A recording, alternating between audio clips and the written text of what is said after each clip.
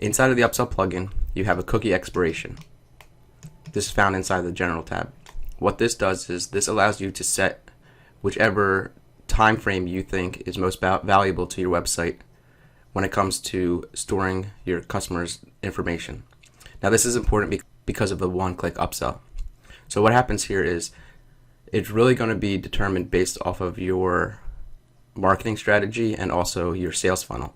If you have a long video that you need somebody to watch as your upsell, you're going to want to potentially set this at a longer time frame. So you have any option you want: seconds, minutes, hours, days, weeks, months, years. And again, this comes down to your marketing strategy a little bit. So let me show you exactly what's happening.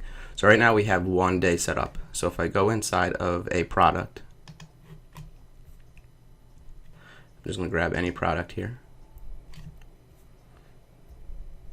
I'm going to copy the purchase URL. Let me paste it into an incognito browser. So I'm going to go ahead and check out. And as you remember, we have the cookie expiration right now set up to 1 day.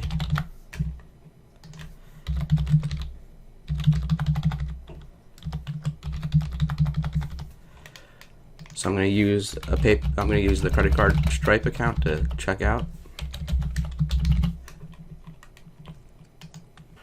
So we have a simple sales funnel here, and we take them through an upsell after the purchase. I'm actually going to just go ahead and skip it. Let's say no thanks.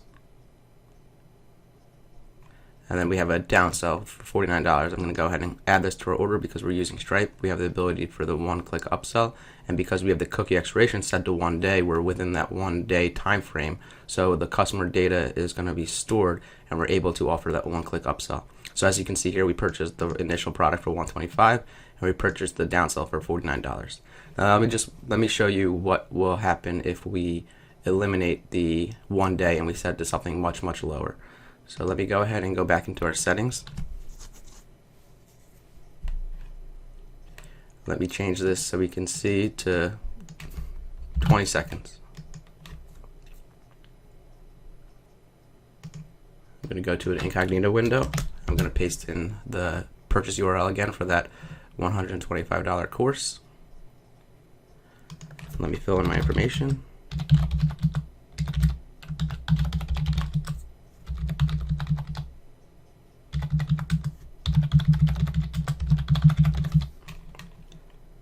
I'm going to type in my credit card information. Let's submit the payment. Now remember, we only have a 20-second expiration cookie set up right now. So within 20 seconds, all the stored data is going to be lost. So let me show you. So here we are on the upsell page. I'm going to skip this again. And now here we are on the downsell page where we have the option to say yes or no. So again, we have a 20-second expiration cookie set right now. So let's give it a couple more seconds. And you'll see what happens is after that 20 seconds, your time frame, the cookie expiration that you have set, if I click yes, add this to my order, the customer data is no longer stored. So what it's going to do is it's taking us to the checkout page. So essentially the one-click upsell is no longer in place. But like I said, depending on your sales funnel and marketing strategy, that's going to determine how long you want the cookie expiration set to. So a few examples is maybe you want to set it to a 1 year. You want to set it to almost like unlimited, because if they come back to your website on the same browser at any point, and you want them to simply click the button and it'll be a one-click upsell. But maybe you don't want that, so you set it to 1 day. So if they come back tomorrow and they want to purchase another product from you, nothing's going to be stored, so they're going to go through the checkout process again. But another cool marketing strategy with this is maybe if you want to set it up for 5 hours, let's say you have an order bump in place and the person doesn't purchase the order bump from you, you can set it up with your email marketing system, the automation, to send them out another message saying, hey, we saw you didn't purchase the order bump. Would you like to add that to your order? Click this button and it'll automatically be added to your order. So you can do that directly through your email. So you can essentially sell them directly through an email where they click that link, they click the purchase link. As long as they're on the same browser and have the cookie information, they would automatically be added to their order and they'd be sent directly to the order summary page showing their new purchase.